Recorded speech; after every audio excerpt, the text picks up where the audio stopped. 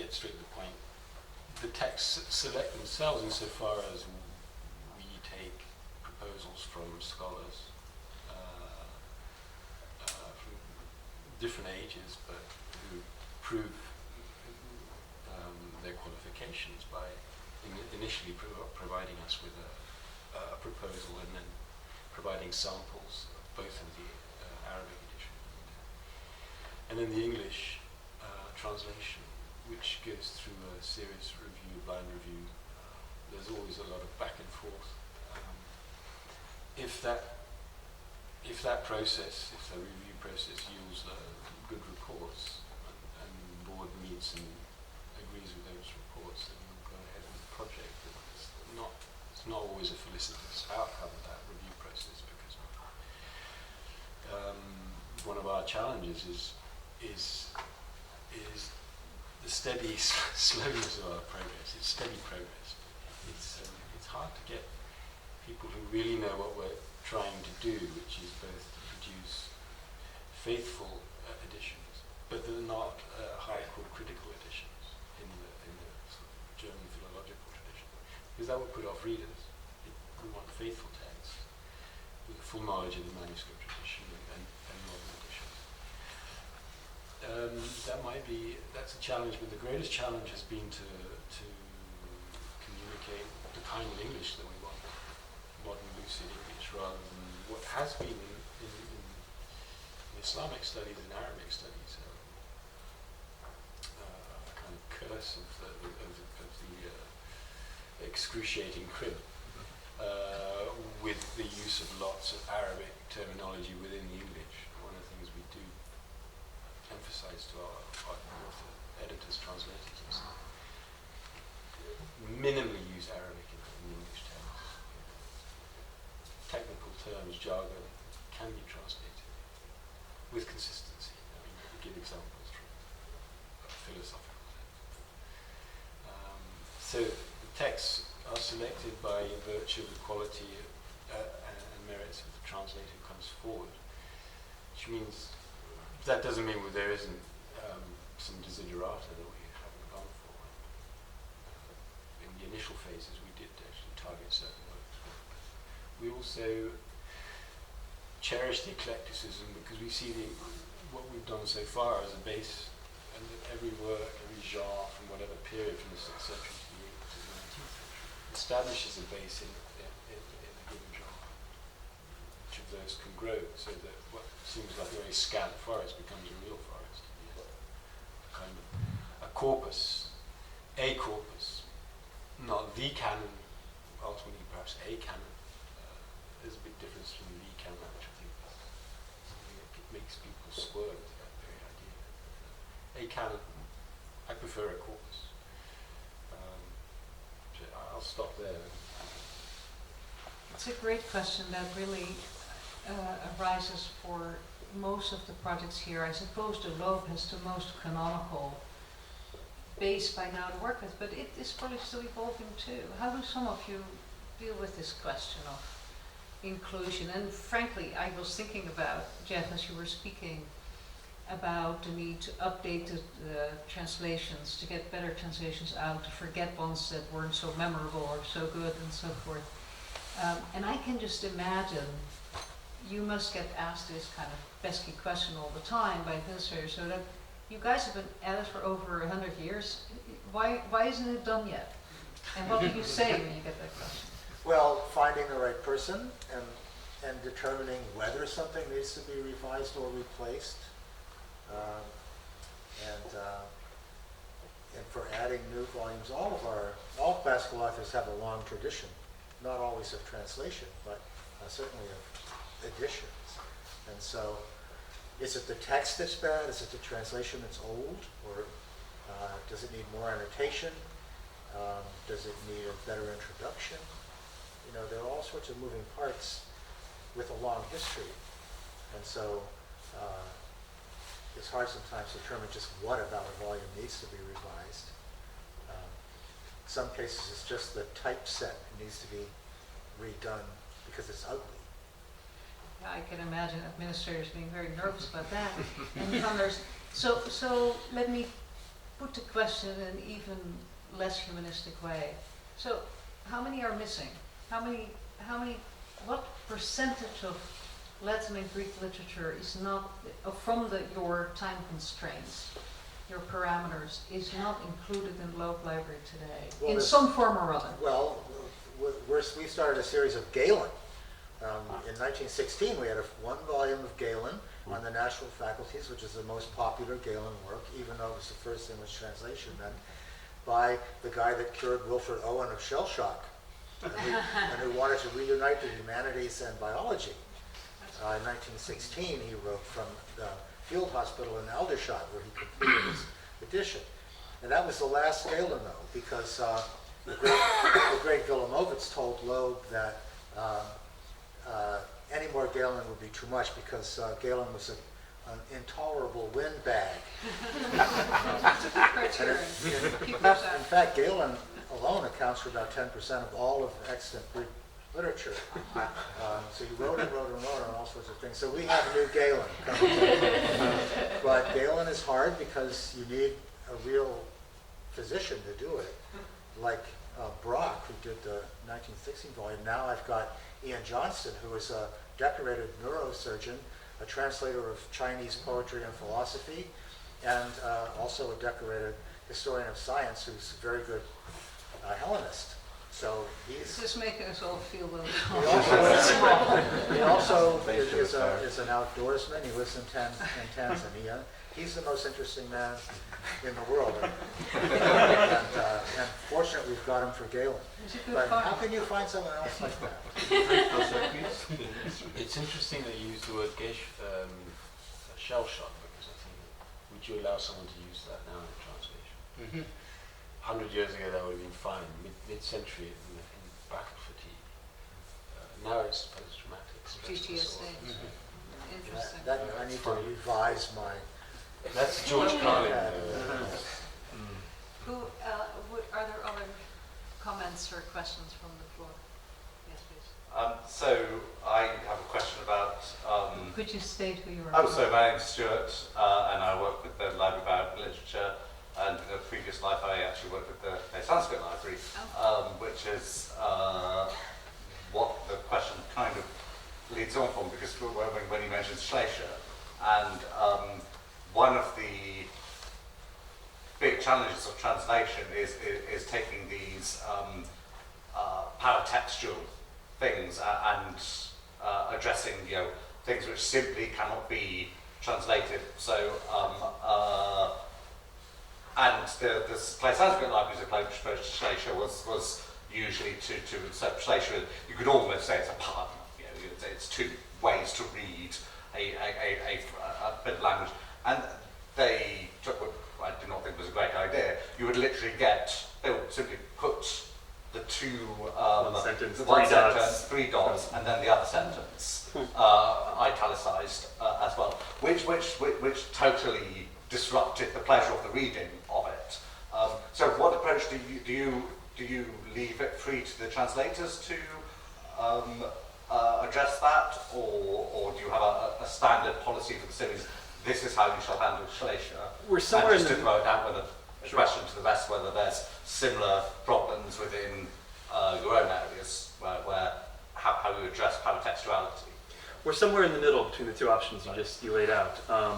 The default editorial principle is you figure it out. You figure out a way to have it all on the page. Failing that, I mean, we're not carrying over the Clay technique, which actually, I mean, as a language pedagogue, it's true that it does, as you say, pulls you right out of the experience of reading it, but actually showed the fact that, well, there are in fact two completely different denotative strings in this one piece of language.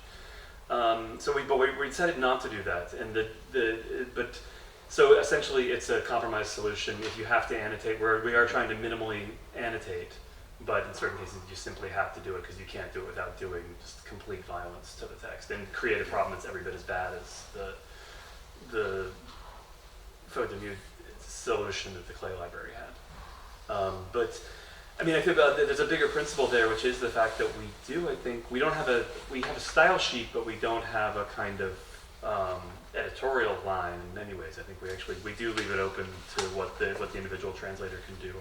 My friend Digal Bronner, who I mentioned before, can actually on occasion produce English language shleshas where there are two meanings present. You have to read it aloud to make them work. But he's maybe unique in that regard. Others? I think I'm the only woman who's spoken tonight. And I'm very conscious of that. It's kind of rare, and it has something with historical. Yes, thank you. Yes. My name is Joan Brodsey-Shore. I'm just here as a generalist. Right. I don't have credentials to actually be in this audience, but I'm getting sort of mixed messages here that all of you want general readers to have some access to what you're translating. I understood that from the beginning to be part of the mission of these collections, but what I'm hearing is a lot of minutiae about scholarship and not enough about the art of translation, which to me is at the heart of the effort in the humanities. Why am I, as a generalist, going to be drawn or have interest in these translations? I understand not all of these works are works of literature. There are also works of science and history and fragments, and I understand that. But I'm still wondering about that word, the art of translation. And I've heard you say we need to balance this and that against different forms, but I'm being a brave woman and This is a good raising challenge. a stickler issue here. So. Thank you. That's a very interesting question. I'm very glad you asked, because it is of the essence of what we're doing.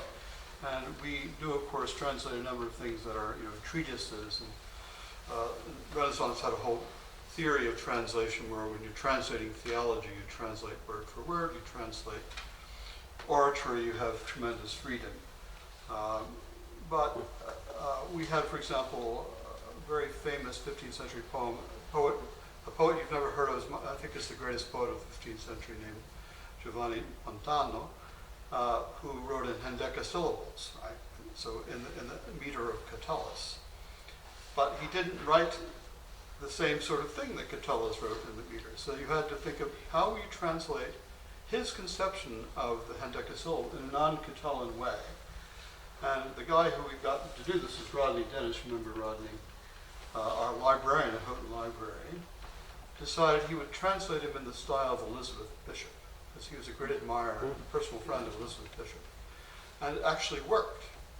And that's actually when I go into the Tatti library on my shelf and I want to take down a volume to read, that's the volume to take down, because it's very beautiful, and it does capture something of the spirit of the original.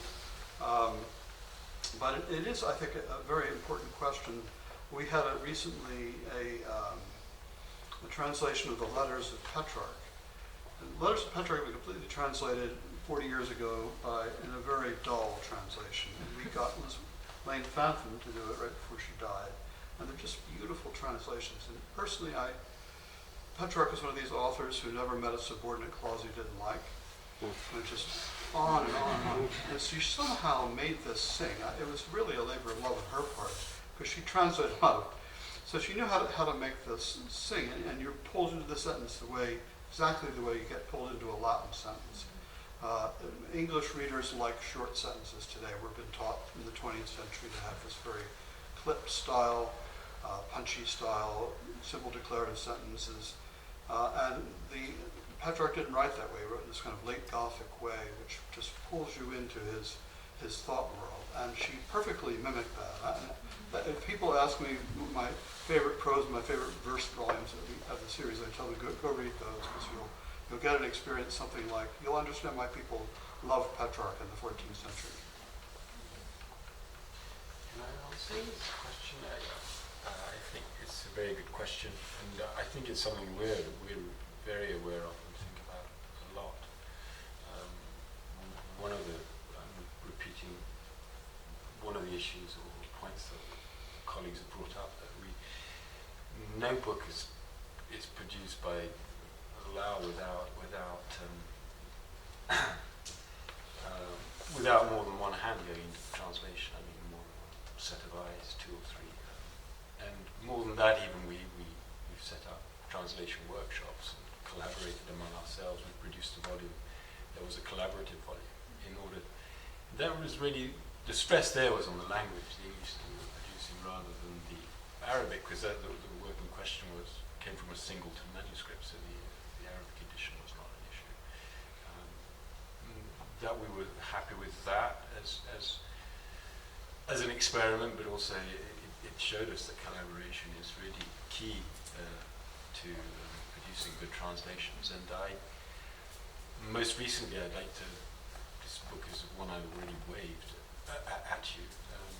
War Songs is the collected poetry of Antari bin Shaddad, who was a pre-Islamic poet. The history of this volume is very interesting.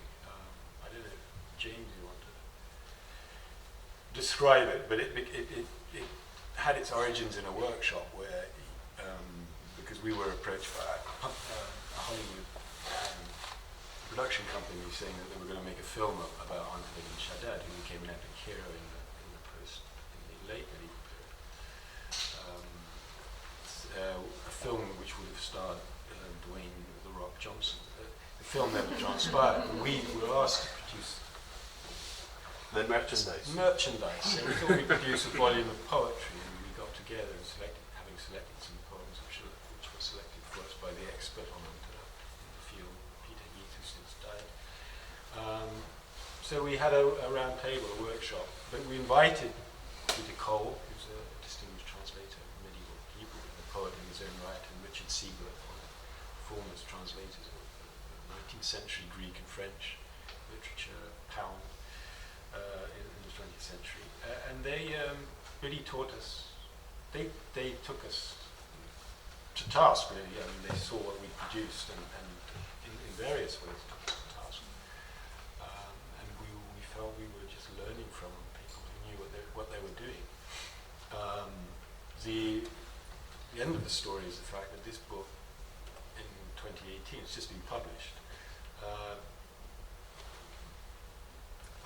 It was spearheaded the project. James Montgomery, my colleague, professor of Arabic at Cambridge, took it on, spearheaded it, produced the volume for us by looking at our old translations. But in the end, we showed them again to Richard Seabrook, to Peter Kroll. The end result is a collaboration between James and Peter and Richard. Very much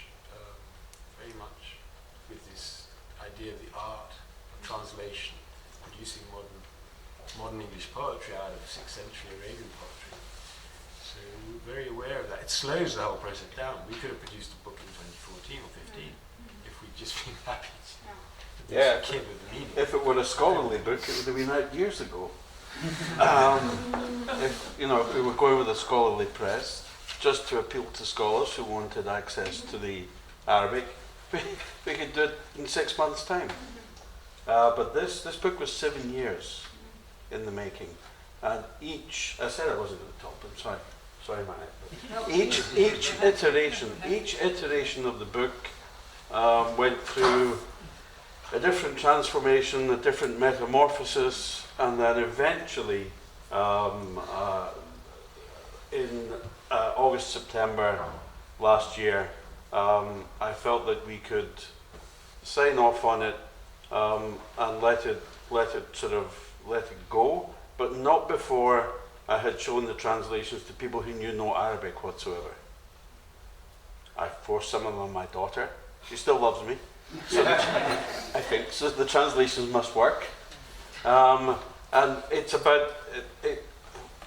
It's very difficult to speak in a context like this about all the myriad little things that go on here, there and everywhere to get a translation to work. And someone said translation singing. That's what you're really looking for. But as scholars, we've never been taught that. As not something that I was ever taught at university. It's something that really, since the inception of LAL and my involvement in it, that I have worked at. And I translate every day, and I throw at least 10 translations out for every half of one that I might keep. But we don't all have the time to do it. I devoted 7 years of my life to that book. In fact, it ended up being a very strange project because there's the Arabic-English hardcover, the English-only paperback, and because I'd collated 25 manuscripts that had never been collated before in order to produce the edition, we published a scholarly book with the manuscript edition and the apparatus. And that was our solution for that particular problem. So we have Hollywood to thank for 7 years of labor. It sounds like you still beat the movie to it. Easily. Although there is now a comic. There is now a comic. The movie became a comic, and the comic was published in April, so they just about beat us to it. They draw Antwerp to look like the Rock or... Yes, sort of, yes. We have a last question. You've been waiting a long time. Please. Oh yeah, my name is Tyler Richard. I teach Sanskrit and Tamil at Columbia, and I guess my question kind of revolves, it's related to this last question of like appealing to, like getting to the craft of translation and getting to the craft as a way of enticing and like enthralling a general audience. And the entry point to this question is I'm writing a book on, or a big project on the 7th century Sanskrit prose romance. And there are 3 translations of it that exist in English. One from 1896, one from 1912, and then one that was published in 1991. And the 1991 translation is the one that, I have all these friends and they're like, oh, like, what are you working on? And I'm like, well, I'm spending all my time reading this 7th century prose romance, and it's just the best thing I've ever read. And they're like, oh, can you give us a little taste of it? And I say, well, here's the best translation that I think exists. And I give them this book from 1991. And like time and time again, my friends are like, what are you doing? Like, this text doesn't, like the translation just doesn't really come alive for them as it does for me in Sanskrit. And related to this, so, well, this is to say that you run into, like, whenever you're translating, you always run into the problem of, even when you have experts, people who spend their lives on this material, ending up with a project or with a product that falls flat. And I was curious, and I've gotten a taste of this, of how you, or whether you draw upon non-specialists, like people who are poets or translators who don't work in the original languages that you publish in. I know the Morty series used to have Elliot Weinberger on the board. So like getting a taste of that, I don't know, having those non-specialists. I mean, I know that we have, in our last meeting, we were discussing how to institutionalize this and how to actually turn it into something. Because it's exactly true. I mean, the 2 works I'm doing for the Morty now are the first pieces of literary translation I've ever done. And it is something where I throw out much more than I ever keep. And I'm still not satisfied with what I produce. So yeah, we're actually trying to figure out ways to, and again, trying to turn it into something that is part of sort of the workflow model for the whole series, where people are coming together. And I mean, of course, since one of the things about the Morty is the fact that none of us can command all of the languages, we're always being thrown up against the fact that we're looking at translations that we don't actually have a command over the language or even the script in which it's written in. So it's a work in progress, is all I can say. I can say that I spent a lot of time coaching my translators. It took me, I thought I could translate, but I couldn't when I first started doing it. So I think it probably took me about 15 years of hard work to get the feeling that I could actually do that. And so almost all of my translators, I have to work with them. But I must say the general reader that comes to the Loeb is the kind of general reader that for some reason or another wants the Latin and Greek there too, and who feels that there should be a connection with the translation. So we can't have Ezra Pound doing for Perseus, although that's a wonderful thing that you might want to read.